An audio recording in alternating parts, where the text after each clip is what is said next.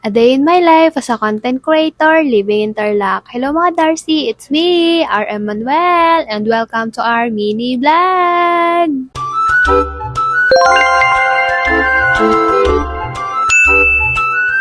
Wow, ang ganda ng intro natin. So for today's vlog nga, maaga nga pala akong gumising ngayong araw dahil papasok sa work ang aking jowa Kels. Syempre, butihing may bahay.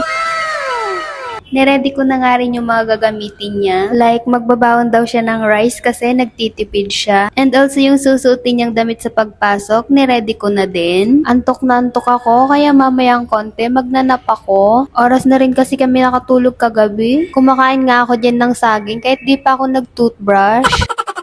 Pagkalis nga ng jowa ko, naglinis muna ako agad kasi mamayang konti parating na rin yung mga kasama namin sa boarding para kahit papano malinis nilang datnan tong boarding. Wala nga masyadong nakasampay kaya mamaya maglalaba ako. Madami na rin kasi kaming maduming damit. Fast forward, dumating na nga dito si jowa ko at nag-aya siyang kumain sa labas. And sakto, gusto kong kumain sa labas. Actually, kaninang tanghali, iniisip ko din, aayain ko din sana siyang kumain sa labas. Kaso naiya ako, syempre wala naman akong pera.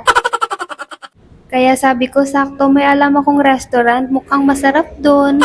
Kailan kasi, binabawalan niya akong mag-samji kasi sumumpong yung UTI ko. Pero ngayon, okay na ako, kaya babawi tayo.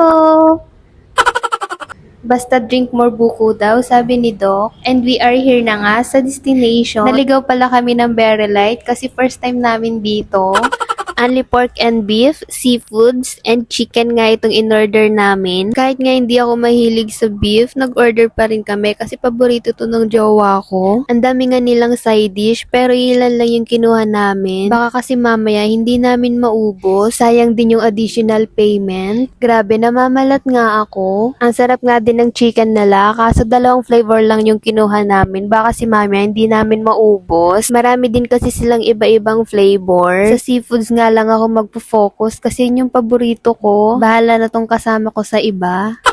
Nagustuhan ko nga din tong kimchi nila. At ganitong kimchi talaga yung hinahanap ko, yung hindi siya matamis. Gusto ko maanghang-anghang talaga siya. Yung parang sa Korean gawa talaga, ganun. Pag kayo, nakapunta na akong Korea. Ay hindi, syempre joke lang yun. Baka sabihin nyo pa, rich kid ako, tambay lang naman ako. Tambay lang naman ang babae na ito.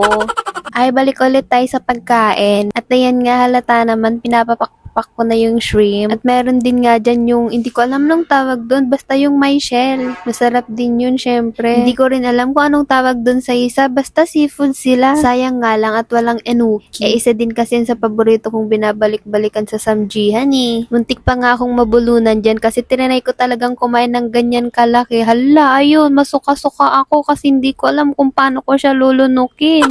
Itong kasama ko, literal na gutom kasi ang tahimik niya. Bagay, naiintindihan ko naman kasi nga kagaling lang niya sa work. Ayan, yung shell na yan. Anong tawag dyan mga Darcy? Comment nyo naman. Ako lang ba yung kapag umiinom nasusuya na? At ayan, busog na nga ako dyan mga Darcy. Pinipilit na lang namin ubusin yung mga tira dito. Syempre, baka magbayad tayo. Tapos na nga kaming kumain. Kaya hanggang dito na lang muna. See you on my next vlog. Thank you for watching. Bye! Mwah.